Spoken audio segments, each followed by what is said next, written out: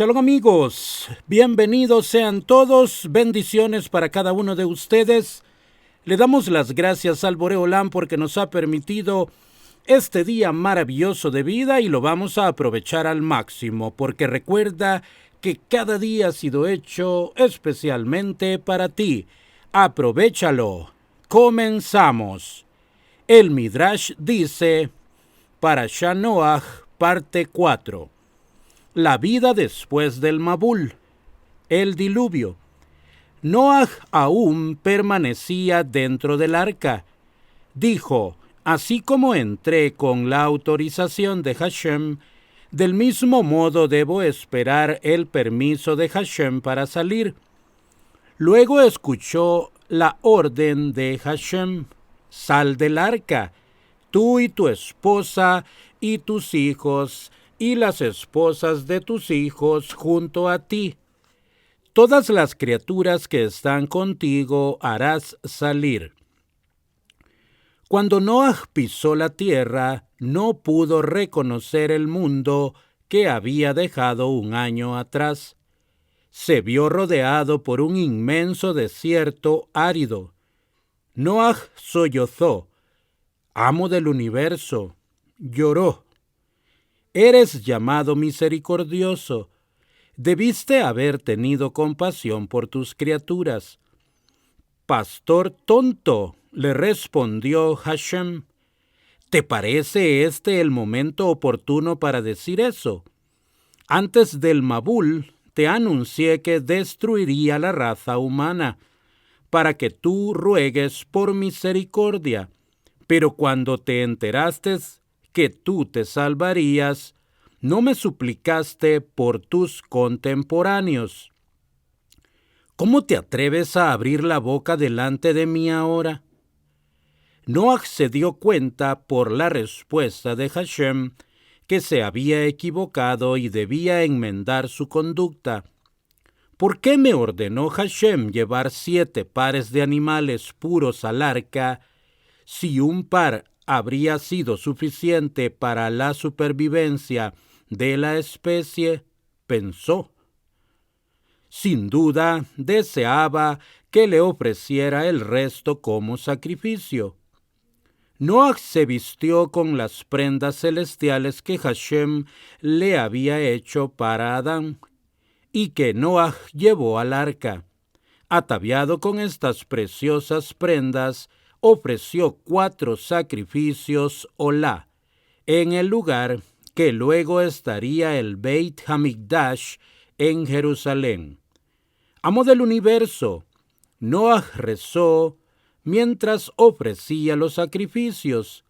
Te suplico que nunca más envíes otro diluvio al mundo. Hashem estuvo complacido con el servicio de Noaj, que mostraba un ejemplo para las generaciones venideras. Los fundadores de un mundo nuevo, que lo veneran solo a él. Nunca más maldeciré a la tierra por culpa del hombre. Hashem contestó, ni destruiré a toda criatura viviente como lo he hecho. Te prometo que nunca más habrá otro diluvio sobre la tierra. Para evitar reincidencia en la conducta perversa previa al Mabul, Hashem cambió las condiciones de vida de la humanidad, transformando la vida en problemática y dificultosa. La causa subyacente de los vicios que hicieron necesario el diluvio fue la vida despreocupada que gozaban estas generaciones, la cual les permitía llevar una buena vida sin tener que recurrir a Hashem. Nunca sufrían ni del frío ni del calor, no conocían la desgracia de una muerte prematura, no tenían dolor, y en una temporada producían los alimentos suficientes para los siguientes 40 años. En consecuencia, sentían que podían prescindir del Todopoderoso. Ahora, después del diluvio, todo esto cambiaría. obligando así al hombre a recordar a su Creador y suplicarle a él ayuda. Sufrirían la trágica muerte de niños y de esta forma estarían forzados a elevar sus ojos hacia el cielo. Sufrirían el calor del verano, el frío del invierno y la enfermedad que traerían aparejada las estaciones cambiantes. De esta forma serían más sumisos. Tendrían que sembrar y cosechar año tras año, depender de la lluvia y por lo tanto rezarle al Creador. Rabbi Shmuel bar Nachman sufría de jaquecas. Dijo: miren lo que nos causó la generación del Mabul. Antes la vida era perfecta, sin dolor ni enfermedad. Luego Hashem bendijo a Noaj y a sus hijos: fructificaos, multiplicaos y colocad la tierra. Vuestro temor sea sobre todo animal de la tierra, en vuestras manos ha sido dados. Hashem le permitió a Noaj consumir carne. Fue el primer ser humano al que le fue permitido comer carne, pues hasta el diluvio la alimentación humana había sido totalmente vegetariana. Noaj tenía justamente merecido ese permiso, ya que había asistido a todos los animales en el arca, y ellos sobrevivieron gracias a sus cuidados. Hashem puso límites a este permiso recién otorgado, ordenando no comer ni un miembro ni la carne tomados de un animal vivo. Este es el séptimo mandamiento de las leyes de Noaj, que son obligatorias para todo ser humano. Fue agregado a las 6 leyes encomendadas a Adán, que fueron transmitidas a Noaj para seguirlas pasando a todas las futuras generaciones. Asimismo, tiempo que Hashem le permitió a Noaj matar animales, le advirtió que se abstenga de derramar sangre humana. Hashem le ordenó: el que suicida será responsable por su sangre. Si alguien asesina con alevosía y no hay testigos del hecho, yo vengaré la sangre de la víctima. Si un hombre mata a otro por accidente y no le da importancia, porque al no haber testigos el asesino no puede ser enviado al exilio, yo lo castigaré. El hombre que asesina a otro en presencia de testigos es merecedor de la pena capital. Estas leyes son obligatorias para toda la humanidad. La señal del arco iris. Al salir del arca, Hashem le encomendó a Noaj: fructificaos y multiplicaos. Noaj no cumplió con el mandato porque tenía miedo de que Hashem nuevamente destruyera al mundo en el futuro. Entonces Hashem hizo un juramento de no traer otro Mabul. Sin embargo, Noaj no quedó satisfecho y exigió una señal. Hashem accedió al requerimiento de Noaj. Le mostró el arco iris en el cielo y le dijo: esta es la señal del pacto. Cuando Satán acuse y condene a la humanidad en tiempos de rebeldía y exija que la lluvia se transforme en diluvio, trayendo destrucción sobre el mundo, tomaré en cuenta el arco iris y recordaré mi pacto de no traer un Mabul nunca jamás. El arco iris ya había sido designado para este fin el Erev Shabbat de los 6 días de la creación. ¿Por qué razón se eligió al arco iris como símbolo de paz entre Hashem y la humanidad? Hashem dijo: cuando traje el Mabul, mi arco estaba dirigido contra el hombre.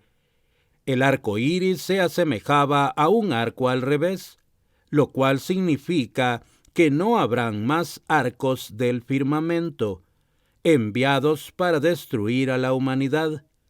Periódicamente aparece el arco iris en el cielo para asegurarnos que a pesar de nuestros pecados, Hashem no nos aniquilará. Sin embargo, el arco iris nos pronostica y nos recuerda que de no ser por el pacto de Hashem, nosotros también seríamos juzgados como lo fue la generación de Noaj. En tiempos del rey Hizquillahu y de los miembros de la gran asamblea, el Kelal Israel alcanzó un nivel muy alto de rectitud. En tiempos de Hizquillahu, hasta los niños pequeños estaban muy bien versados en temas halágicos complicados. Por lo tanto, estas dos generaciones no necesitaban la certeza de dicha alianza o del arco iris, ya que eran sus grandes méritos los que los protegían. Está prohibido mirar fijo al arco iris, porque la Shejiná de Hashem aparece allí. Sin embargo, es correcto mirarlo brevemente y recitar una bendición, recordando que Hashem prometió no destruirnos a pesar de nuestros pecados. Esta reflexión debe hacer evocar en nuestras mentes ideas de Teshuvá. La embriaguez de Noaj y la maldición de Canaán. Antes del Mabul, Noaj había estado al servicio de Hashem. Cuando salió del arca, sintió que tenía la responsabilidad de cultivar nuevamente la tierra devastada y se volvió un labrador dedicado. Este cambio de actividad fue el primer paso hacia la degradación que finalizó en desgracia y maldición para su descendencia. Noaj había llevado ramas de parra al arca y decidió empezar a cultivar nuevamente la tierra plantando un viñedo. Se equivocó en su elección, ya que en primer término debió haber plantado trigo o algún otro grano vital para la supervivencia de la humanidad. Cuando Noaj estaba por plantar el viñedo, apareció Satán. ¿Quieres que seamos socios en hacer crecer el viñedo?, preguntó Satán. Sí, respondió Noaj. Satán se fue y volvió con un corderito en sus brazos. Lo mató sosteniéndolo sobre el viñedo. Vino por segunda vez con un león. Lo mató y con la sangre saturó al viñedo. Luego trajo un mono. Lo mató y roció el viñedo con su sangre. Finalmente vino con un cerdo, lo mató y con su sangre tiñó la tierra bajo el viñedo. Por eso, beber excesivamente conduce a resultados satánicos. Si un hombre toma una copa de vino, se asemeja al cordero, dócil y pacífico. Si toma 2 copas, se asemeja al león, jactancioso de los grandes proyectos que lleva a cabo. Luego de 3 copas, baila como un mono. Después de 4 copas, vomita y se revuelca en el fango como el cerdo. Noaj se regocijaba cuando veía cómo el viñedo crecía a una velocidad increíble. Floreció, maduró y la fruta estuvo lista el mismo día que la plantó. Noaj cosechó las uvas y probó el vino. Luego de la primera copa, Noaj tomó una segunda y una tercera. La alegría de Noaj debe considerarse en contraposición a la desolación y a la tristeza de la tierra después del diluvio. El vino recién triturado representaba el nuevo comienzo de la fertilidad de la tierra. Su razón Tikkun. Con razón, Noaj, en su alegría, no se limitó a tomar una pequeña cantidad. Cuando Canaán, el nieto de Noaj, entró a la tienda de su abuelo, lo encontró yaciendo ebrio y descubierto. Corrió a informar a su padre Ham, y éste, al escuchar la noticia, fue a ver a su padre y lo maltrató en forma depravada. Lo castró a Noaj. El motivo de este hecho despreciable era impedir que Noaj engendrara un cuarto hijo, que tuviese una participación en la herencia del mundo junto a él. Ham fue a informarle a sus hermanos en tono burlón. Adán tenía solo 2 hijos y uno mató al otro para ser el único heredero del mundo. Este tiene 3 hijos y aparentemente quiere tener un cuarto. Ambos hermanos estaban muy enfadados por la conducta de Ham. Shem trajo una manta para cubrir a su padre y Jefet lo ayudó. Retrocedieron, cubriendo sus rostros con las manos, y cubrieron a Noaj sin mirar su cuerpo descubierto. Todos los hijos de Noaj fueron recompensados de acuerdo a su comportamiento. Los descendientes de Shem, el pueblo judío, recibieron el talit, una prenda con tzitzit para cubrirse. Los hijos de Jefet recibieron la promesa de una sepultura honorable en Eretz Israel, como dice Yehezkel 39:11. Yo daré a Gog, descendiente de Jefet, un lugar apropiado para sepultura. A Ham, Hashem le dijo: despreciaste a tu padre, y por lo tanto te juro que te pagaré en la misma medida. Así llevará el rey de Asiria a los cautivos de Egipto y a los deportados de Cush. Egipto y Cush eran descendientes de Ham. A jóvenes y a ancianos desnudos, descalzos y descubiertas las nalgas para vergüenza de Egipto. Yeshayahu 24. Cuando Noaj despertó de su embriaguez, se dio cuenta de lo que le había hecho su indigno hijo Ham. Por lo tanto lo maldijo. En retribución por haberme impedido engendrar un cuarto hijo, yo maldigo a tu cuarto hijo. Así como tú me impediste engendrar un hijo que estuviera a mi servicio, que tu cuarto hijo se transforme en un esclavo al servicio de sus hermanos. Noaj no maldijo a Ham mismo, sino que maldijo solamente al hijo de Ham, ya que Hashem ya había bendecido a Noaj y a sus hijos. Una vez que Ham tenía la bendición de Hashem, la maldición de un ser humano no tendría efecto. Los africanos acusaron a los judíos en la corte de Alejandro Magno. La tierra de Canaán nos pertenece, aseveraron. La razón por la cual esta tierra lleva este nombre es porque pertenecía a nuestro antepasado Canaán, y los judíos se la arrebataron.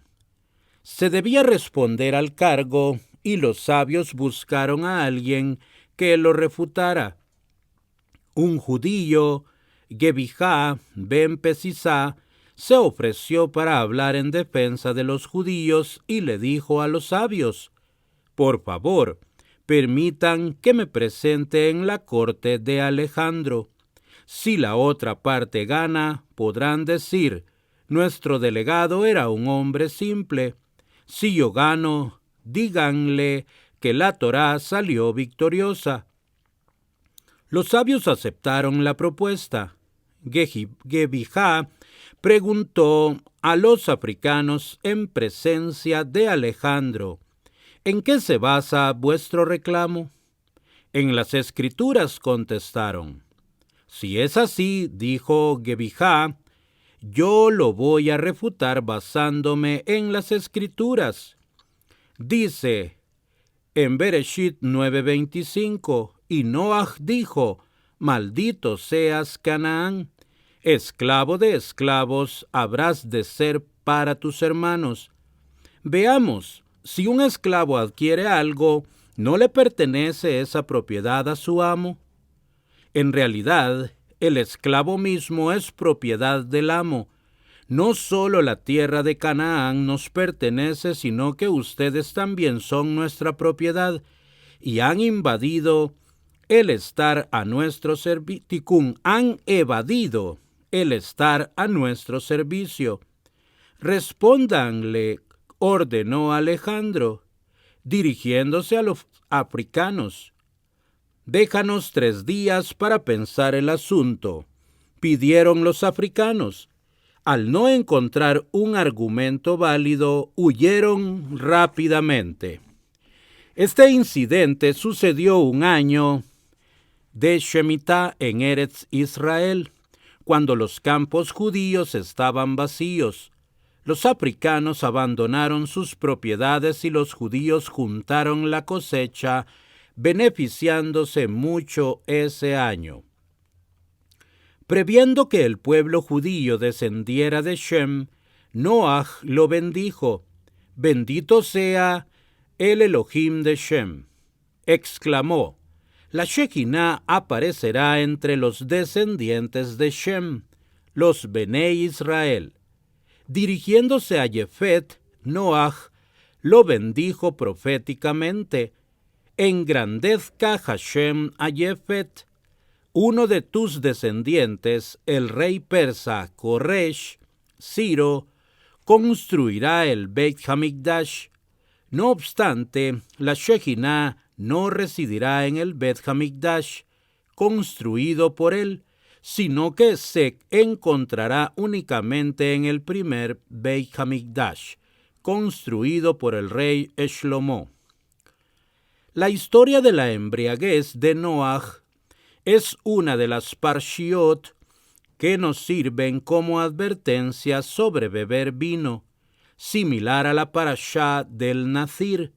El término vino, en el idioma de nuestros sabios, es sinónimo de placer.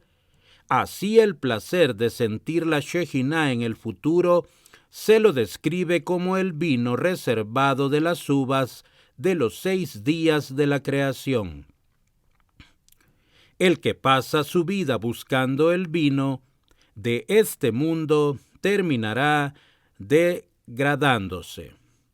Aún después del Mabul, Noaj vivió lo suficiente para ver a sus 3 hijos ramificarse en 70 naciones y al mundo restablecerse. Noaj continuó con vida durante la generación de la dispersión y vio aún a Abraham Avinu para transmitirle su conocimiento de primera mano del Mabul. El rey Nimrod inicia la construcción de la Torre de Babel. Cush, el hijo de Ham, engendró un hijo que más tarde se hizo famoso como el infame Nimrod. En realidad a Nimrod se le conocen 3 nombres. Lo llamaban Cush por su tez negra. También lo llamaban Anrafel, el que echó a Abraham al calderón. Y era popularmente conocido como Nimrod, simbólicamente por su carácter, el que incitó a todos a rebelarse contra Hashem. Nimrod era muy suelto de lengua para convencer a la gente a servir a los ídolos. Era astuto y un asesino a sangre fría. Fue el primero que aprovechó del permiso de comer carne de un animal, a los cuales solía cazar con arco y flecha. En poco tiempo se hizo famoso como un cazador sin parangón, cuyo tiro nunca erraba el blanco, convirtiéndose así en el tema del momento. El verdadero secreto de su éxito lo tenía bien escondido. Cuando Noah abandonó el arca, se llevó entre sus objetos más preciados las prendas celestiales que Hashem le había hecho a Adán. Ham, el hijo de Noah, se las robó y las pasó subrepticiamente a su hijo Cush, quien a su vez legó las prendas a su hijo preferido Nimrod. Las prendas de Adán le permitían al usuario someter a los animales. Las bestias caían cuando Nimrod, quien vestía las prendas de Adán, tiraba de arco y flecha. Pero la gente de su generación atribuía el éxito a su fuerza y habilidad. Cuando Nimrod tenía 40 años, estalló una guerra entre sus parientes, los descendientes de Ham y de Jefet. Nimrod reunió a la familia de Cush, organizó un gran ejército y con él a la cabeza ganó la batalla tomando a los prisioneros como esclavos. A su regreso, sus amigos y hermanos se congregaron y lo proclamaron rey. En este punto Nimrod afirmó ser un poder divino y ordenó a sus súbditos postrarse ante su presencia. La generación de Nimrod sabía la historia del Mabul y estaban atemorizados que un evento similar volviera a ocurrir.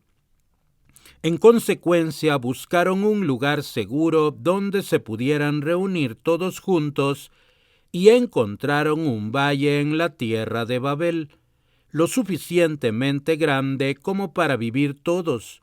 Hashem les había dado un valle tan inmenso precisamente para que luego no afirmen: si hubiésemos podido vivir todos juntos en un solo lugar, Hashem no habría sido capaz de desplegar su poder contra nosotros. Todos coronaron a Nimrod como rey, y como todos se habían establecido en Babel, era el amo de toda la población de la tierra. 10 reyes tuvieron dominio sobre el mundo entero. El primero es Hashem, quien es el comienzo de todos los comienzos, quien domina cielo y tierra, y decidió establecer reyes en la tierra. El segundo fue Nimrod, como está escrito en Bereshit 10:10, fue el comienzo de su reino Babel, donde se había establecido toda la población de la tierra en esa época. El tercero fue Yosef, como está escrito en Bereshit 41:57, y de toda la tierra vinieron a Egipto. Los 7 años de hambruna afectaron a todo el mundo, y todos dependieron de Yosef para obtener alimentos. El cuarto fue el rey Shlomo, como está escrito, Melahim Aleph 5:24, porque él señoreaba en toda la región al oeste del río, etc. El quinto fue el rey Ahab. Obadía dijo al respecto en Melahim Aleph 18:10, juro que no hay nación ni reino donde mi señor Ahab no haya enviado a buscarte. El sexto fue Nebuchadnezzar, como está escrito, Daniel 2:38, y dondequiera que habitan los hijos de hombres, bestias del campo y aves del cielo, él los ha entregado en tu mano, y te ha dado el dominio sobre todo. El séptimo fue Koresh, como está escrito en Ezra 1:2, así ha dicho Koresh, rey de Persia, Hashem, Dios de los cielos, me ha dado todos los reinos de la tierra.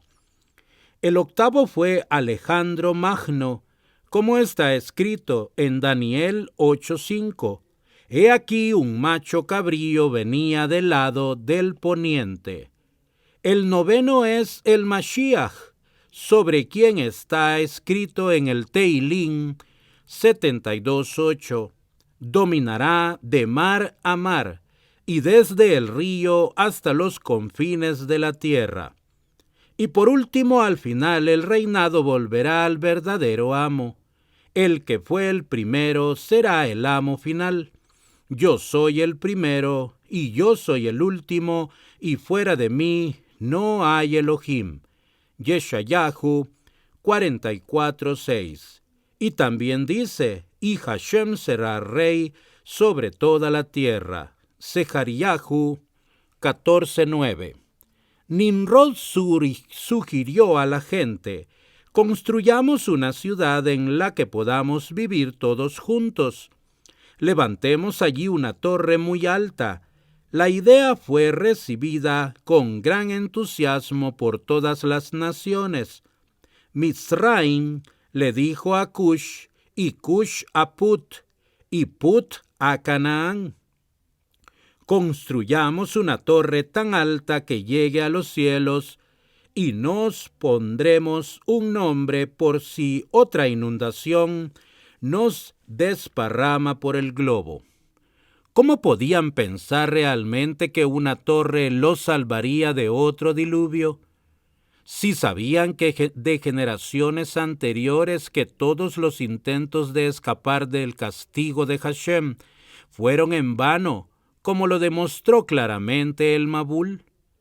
No sabían ni entendían por qué estaban cerrados sus ojos para no ver y su corazón para no entender. Yeshayahu 44:18. Si alguien cuelga del techo un papel matamoscas, estas atraídas por el aroma y el color vuelan hacia él. La primera mosca queda pegada al papel y muere. La segunda mosca queda pegada y muere. La tercera mosca queda pegada y muere. Ni la segunda aprende de la primera, ni la tercera de la segunda. Los Rashaim se comportan de igual manera. Los primeros, después de estar en el apogeo, caen, pero los segundos no aprenden la lección del final de los primeros, y tampoco los terceros de los segundos. A pesar de que la generación de Enosh, que adoraba ídolos, fue castigada con una inundación que aniquiló a 1/3 de la humanidad, la generación posterior nunca aprendió la lección, se rebeló contra Hashem y pereció en el Mabul. Ahora la nueva generación, la generación de la dispersión, también se equivocó y no aprendió de los eventos del pasado. Mientras todos coincidían en la necesidad de construir una torre, sus ideas con respecto al propósito diferían. Una parte de la población pensaba, en caso de otro diluvio, subiremos a lo alto de la torre y el agua no nos alcanzará. Otro grupo decía, nos haremos famosos. Querían usar lo alto de la torre como lugar de reunión para adorar ídolos. Un tercer grupo, no es justo que solo Hashem posea las altas esferas y nuestro dominio se limite a la parte inferior. Pondremos un ídolo en lo alto de la torre como una espada en su mano. Y así le demostraremos a Hashem que le declaramos la guerra. Todos los grupos arriba mencionados tenían el propósito de rebelarse contra Hashem, pero había un segmento de la población que era aún mucho peor. Negaban del todo la existencia de Hashem. Tenía una explicación racional para todos los fenómenos del universo y creían que el Mabul, analizado científicamente, no era sino un fenómeno de la naturaleza. Decían, una vez cada 1656 años, cantidad de años transcurridos entre la creación y el diluvio, Los cielos tiemblan causando un diluvio para impedir que los cielos se derrumben. Nuevamente debemos tomar precauciones y construir soportes, uno en el norte, uno en el sur y uno en el oeste. El primer pilar será esta torre en el este, en el Valle de Babel. A pesar de que se propusieron construir una ciudad, nunca llevaron a cabo este plan, sino que concentraron todas sus fuerzas en la torre. La torre era un proyecto tremendo. Como no había piedras en Babel, ya que era un valle, inventaron su propio material de construcción, horneando barro en un horno de ladrillos y usando los ladrillos en vez de piedras. Hashem permitió excepcionalmente que tuvieran éxito para que después no se quejaran diciendo: si solamente nos hubiese dejado construir la torre, hubiésemos podido vencerlo. Parecía como si los ladrillos se fabricaran solos. Cuando la gente pegaba un ladrillo, encontraban dos en la pared. Cuando ponían dos, encontraban 4 colocados. La torre crecía y crecía, y pronto estuvo tan alta que se tardaba 1 año en llegar a la cima. Había 2 filas de escalones, una al este y otra al oeste de la torre. La del este era para el ascenso, y la del oeste era para el descenso. Tenían que intercambiarse constantemente para subir los materiales de construcción. Estaban tan fanatizados en su fervor por terminar la torre que si un ladrillo se caía y se rompía, sollozaban diciendo: «¡Qué difícil será reemplazarlo!». Sin embargo, si una persona se caía y se moría, nadie siquiera se molestaba en mirarlo. Un hombre joven de 48 años pasaba por la construcción. Se llamaba Abraham ben Terach. Lo conocían por haberse opuesto a la construcción de la torre. Cuando la gente se le había acercado para invitarlo: «Únete a nosotros para construir la torre, ya que tú eres un hombre fuerte y nos serás de mucha utilidad». Él se había negado diciendo: «Ustedes abandonaron a Hashem, quien es la torre, y en su lugar eligieron una torre de ladrillos». Cuando Abraham pasó y vio a los constructores, los maldijo en nombre de Hashem diciendo en el Teilín 55:10: «Destrúyelos, oh Señor, confunde su lengua». No le prestaron atención a la reprimenda de Abraham. La gente le respondió burlona: «Miren a esta mula inútil, es estéril». Abraham trató de persuadir a la gente para que crea en Hashem. Por lo tanto, ellos lo refutaban diciendo que él era estéril, citando esto como prueba de que Hashem no recompensa a sus seguidores.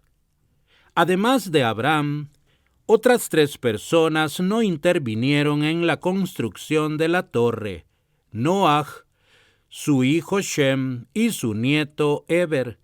Shem regañó a sus hijos y nietos por tomar parte en la construcción. «¿Contra quién quieren luchar?», les preguntó. «Contra él, que creó el mundo superior y el inferior». Pero nadie se tomó a pecho su reprimenda, salvo uno de los hijos de Shem, Ashur, quien abandonó el proyecto diciendo: «¿Cómo puedo vivir junto a estas personas malvadas?». Su paso siguiente fue partir y establecerse en un lugar desolado fuera de Babel. «Juró», dijo Hashem, «que daré 4 ciudades a cambio».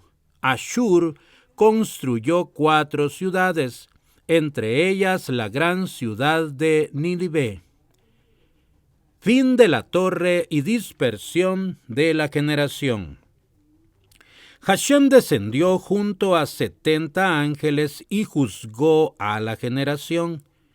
Hashem decidió: les daré una última oportunidad para hacer teshuvá.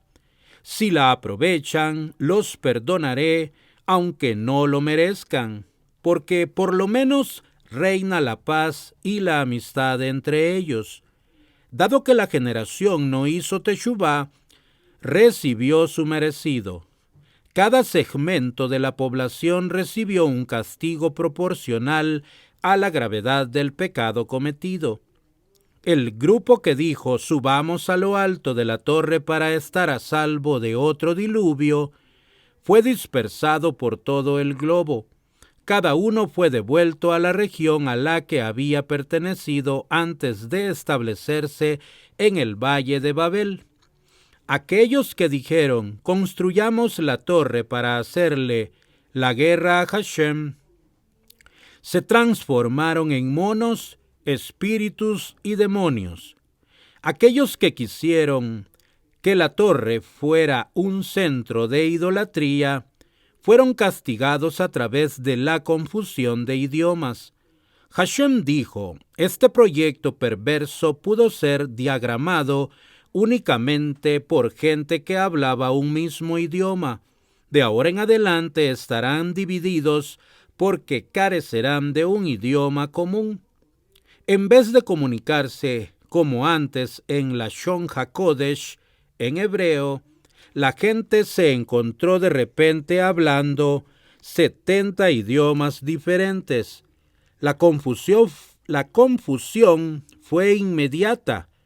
Cuando uno se dirigía a sus amigos, sus palabras no eran inteligibles para los demás. Uno decía: dame agua. El otro, en vez de agua, le tiraba tierra encima. Uno decía: dame una soga. El otro tomaba un serrucho y le pegaba matándolo.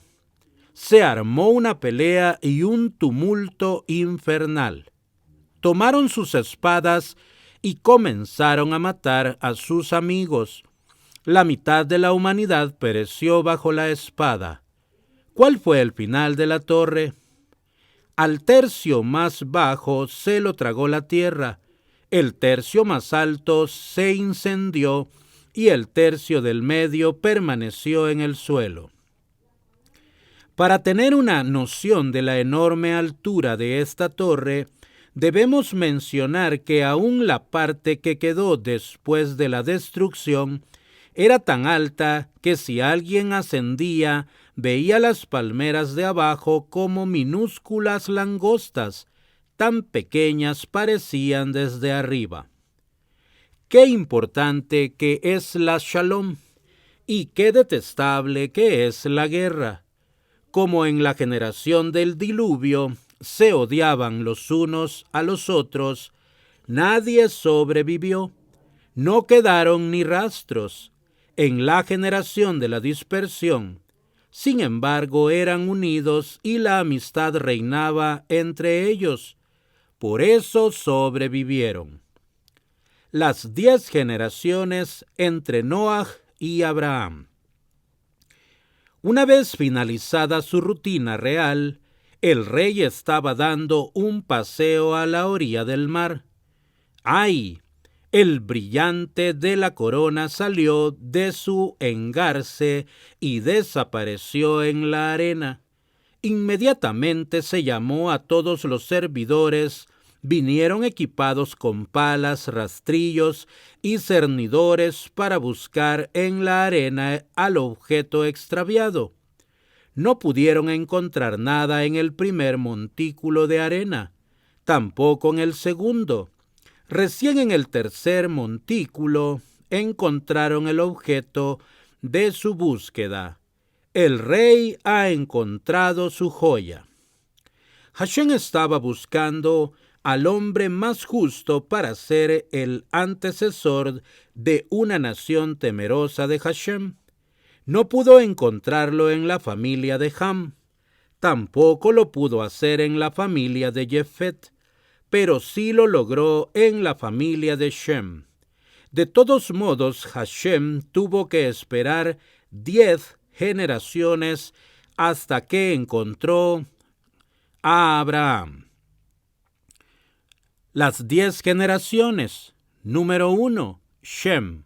Número 2, Arpachshad. Número 3, Shelach. Número 4, Eber. Número 5, Peleg. Número 6, Reú. Número 7, Seruj. Número 8, Nahor. Número 9, Teraj. Número 10, Abraham. ¿Por qué la Torá enumera estas 10 generaciones? Hashem quiere mostrarnos que los pasó a través de un tamiz y solo al final encontró a su joya Abraham. Y tú viste que su corazón era fiel ante ti. Nehemías 9:3. La Torá nombra a las 10 generaciones con el propósito de enseñarnos que todos tenían libre albedrío y hubiesen podido ser grandes personas. En nuestra parábola, el rey no pudo encontrar su brillante inmediatamente, sino que buscó durante mucho tiempo.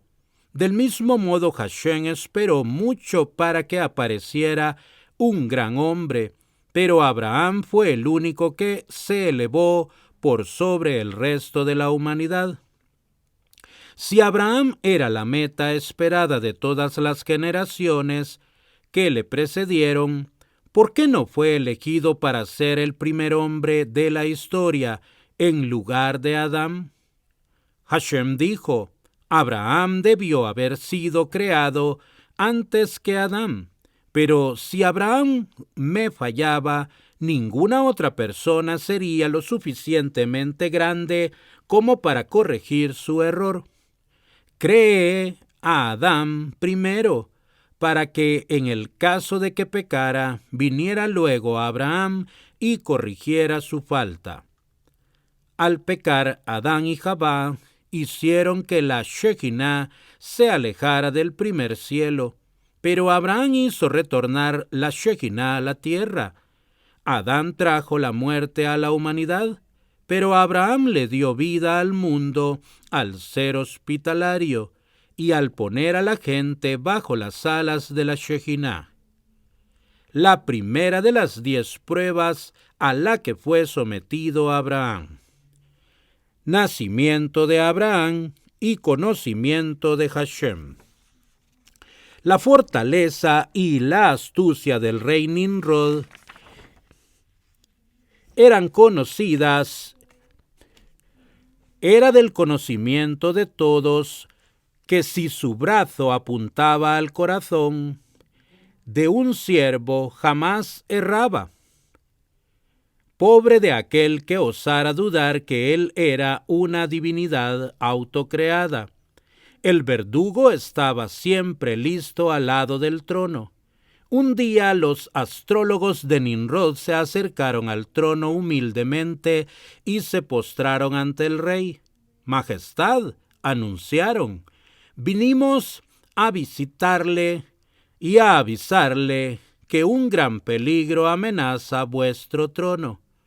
Las estrellas avisoran que nacerá un niño en vuestro reino, que negará vuestra divinidad y vencerá a vuestra majestad.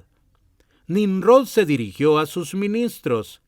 ¿Qué medidas me sugieren tomar? Respondieron rápidamente. Ordena que todos los varones recién nacidos sean aniquilados. Este es un buen consejo. Programen una reunión de arquitectos y ordénenles diseñar casas especiales para confinar allí a toda mujer que vaya a tener familia. Luego nos aseguraremos de que solo a los recién nacidos del sexo femenino se les perdone la vida. Teraj, uno de los hombres más honorables de la corte, estuvo presente en la reunión y preguntó riéndose: «Espero que no quieran incluir a mi esposa en este nuevo reglamento, ¿no?» «No, nos referíamos a tu familia, Terah», le aseguró el rey. «Eres uno de mis ministros más confiables». Este cruel edicto fue promulgado y a partir de ese momento todos los varones recién nacidos fueron asesinados. Mataron a más de 700,000. Una mañana los astrólogos de Nimrod solicitaron una nueva audiencia. «El peligro aún está presente, oh rey. Hemos observado una estrella encima de la casa de Terah, surcando el firmamento en todas las direcciones y devorando 4 estrellas en el este, oeste, norte y sur. Esto señala claramente al varón recién nacido de Terah, quien conquistará tu reino. Ordenen a Terah entregar a su recién nacido. Le compensaré su pérdida con un tesoro en oro y plata». Los mensajeros se apresuraron hacia lo de Terah y exigieron al niño. «Entrega a tu hijo en el nombre de Nimrod», le ordenaron. «No les daré a mi hijo», respondió. «El rey te ofrece un tesoro de oro y plata a cambio». Terah se rió despectivamente. «Vayan y digan a vuestro amo», le dicen al caballo, «te cortaremos la cabeza y recibirás a cambio un vagón de heno». «Tontos», contestó el caballo, «si me decapitan, ¿quién comerá el heno? Si matan a mi hijo, ¿quién heredará mi oro y plata?». Los mensajeros se fueron, pero Terah no se quedó tranquilo. «Apúrate», le ordenó a su esposa Amtalai. «Envuelve al niño y escóndelo en una cueva, lejos de la casa. Estoy seguro que pronto regresarán». Y así fue. Poco tiempo después, los delegados del rey golpearon a su puerta, pero Terah ya estaba preparado. Les dio el hijo de su fiel sirvienta en su lugar. ¿Y cuál fue el destino de su pequeño Abram?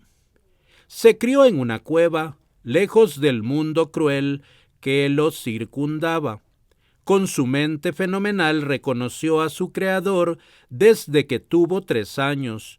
Habiendo llegado a esta conclusión, observando y razonando, quizás debería adorar a la tierra, pensó, porque es debido a lo que ella produce que nos mantenemos. Pero en realidad la tierra no es todopoderosa, porque depende del cielo para la lluvia. ¿Debo entonces inclinarme ante el firmamento?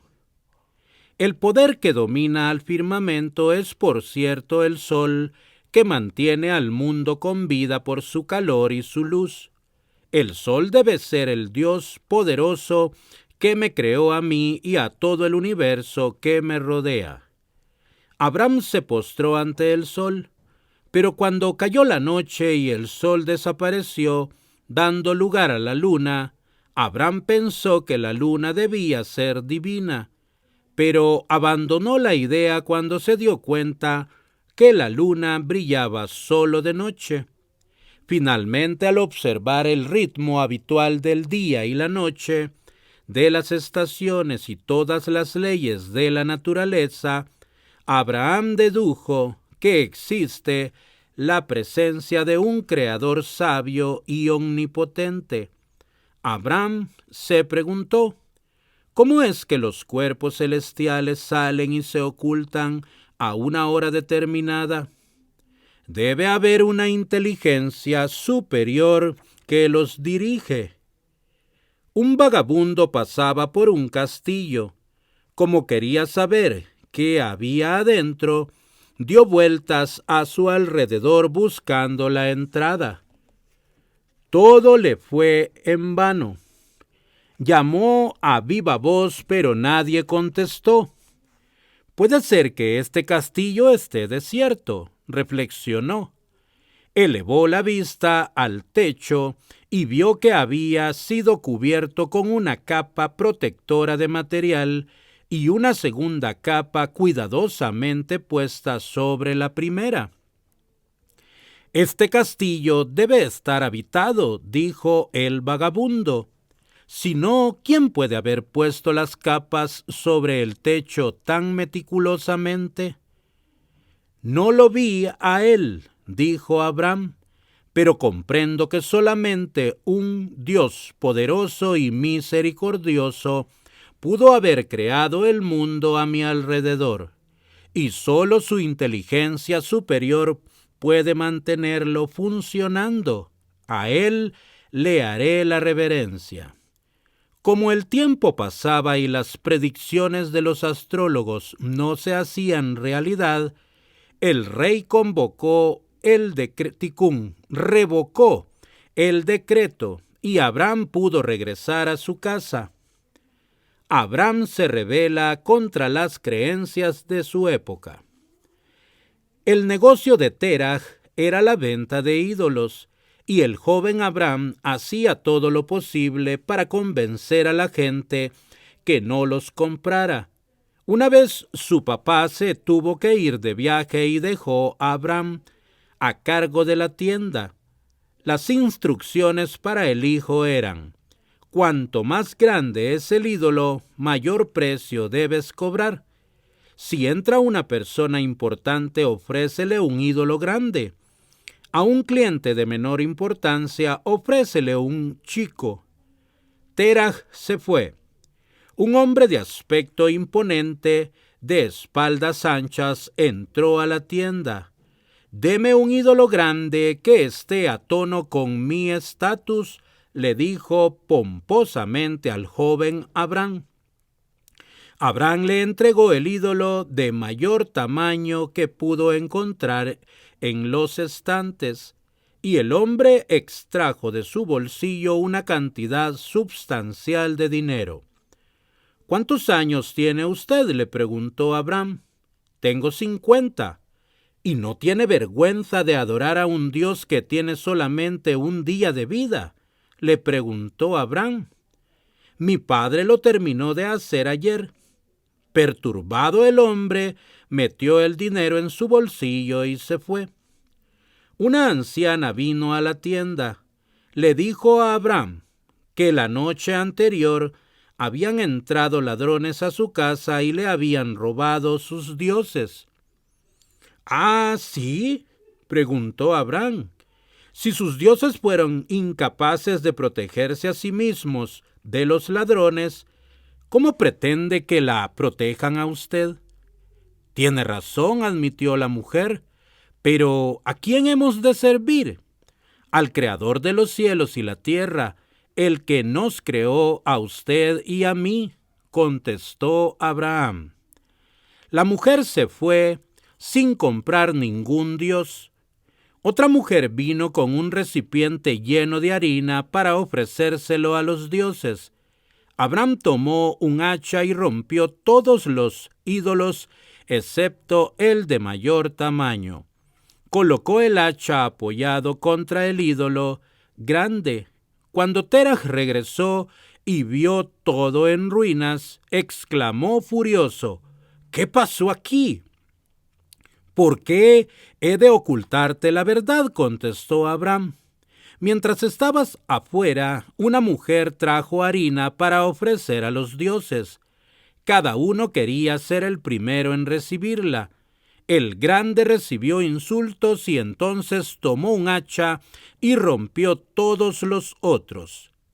«¿Qué tontería es esa?», gritó Terah. «Tú sabes perfectamente que ellos ni hablan ni se mueven». «Ah, sí», replicó Abraham. «Te pido que pienses en lo que acabas de admitir. ¿Por qué le sirves entonces?». Un día le tocó el turno a Terah de liderar el servicio a los dioses en el palacio real de Nimrod. Terach lo llevó a Abram a la capital. Llegaron al palacio de Nimrod y vieron que había una gran exhibición de dioses de oro, de plata, de cobre, de madera y de piedra. Terach llevó pan y vino y se los ofreció a los dioses. Tomen, coman, beban. Abram dijo a los ídolos, y estarán saciados. Ningún ídolo se movió o emitió sonido alguno. Ya ves, no valen nada, señaló Abram. Arrojó a todos los ídolos y los juntó en un montón. Luego les prendió fuego y huyó rápidamente del palacio. Esto ya no podía ser pasado por alto. Terach mismo, un súbdito leal al rey Nimrod, denunció ante el rey la falta cometida por su hijo. Abram salió airoso de su primer prueba. Había fijado su atención en reconocer al Creador y había rechazado la idolatría. Amigos, hasta aquí la lectura de este día. Hashem bendiga la obra de sus manos, el Boreolán mande Parnasá Tová a sus mesas, tanto espiritual como materialmente, y que la luz de la Torá ilumine sus rostros. Hasta la próxima con la ayuda del Boreolán.